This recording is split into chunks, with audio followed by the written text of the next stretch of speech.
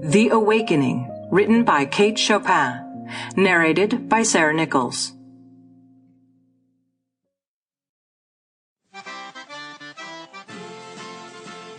Chapter 1.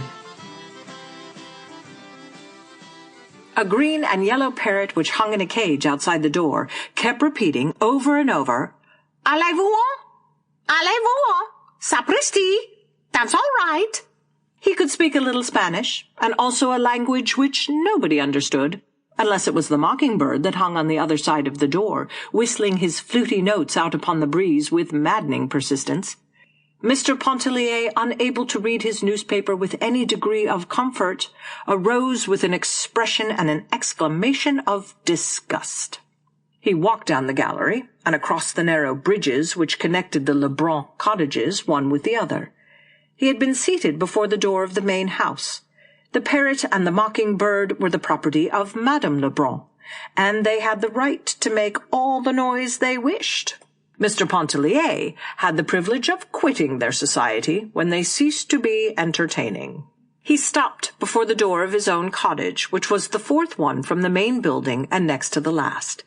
Seating himself in a wicker rocker which was there, he once more applied himself to the task of reading the newspaper. The day was Sunday. The paper was a day old. The Sunday papers had not yet reached Grand Isle.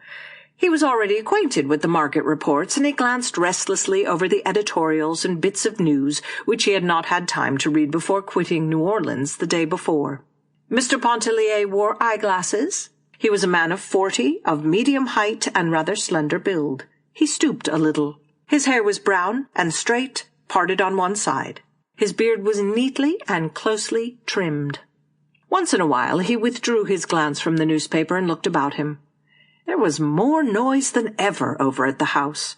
The main building was called the house, to distinguish it from the cottages. The chattering and whistling birds were still at it.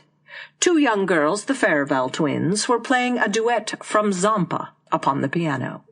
Madame Lebrun was bustling in and out, giving orders in a high key to a yard boy whenever she got inside the house, and directions in an equally high voice to a dining-room servant whenever she got outside.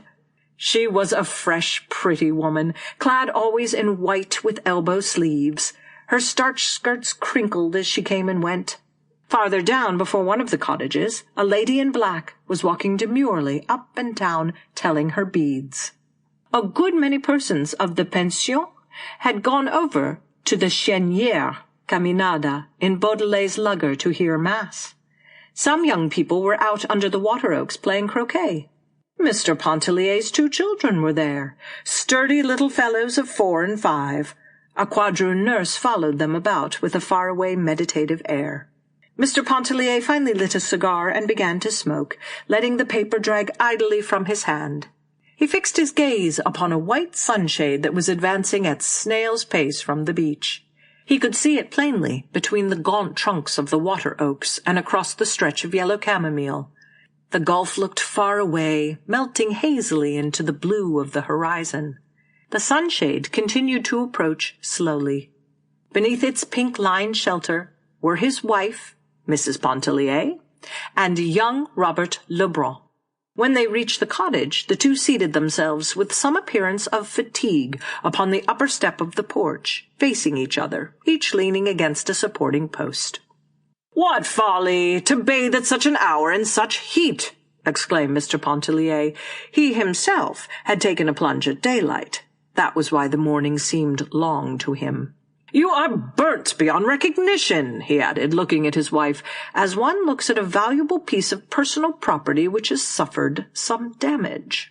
She held up her hands, strong, shapely hands, and surveyed them critically, drawing up her fawn sleeves above the wrists. Looking at them reminded her of her rings, which she had given to her husband before leaving for the beach. She silently reached out to him, and he, understanding, took the rings from his vest pocket and dropped them into her open palm. She slipped them upon her fingers. Then, clasping her knees, she looked across at Robert and began to laugh. The rings sparkled upon her fingers. He sent back an answering smile. "What is it?" asked Pontellier, looking lazily and amused from one to the other. Sample complete. Ready to continue?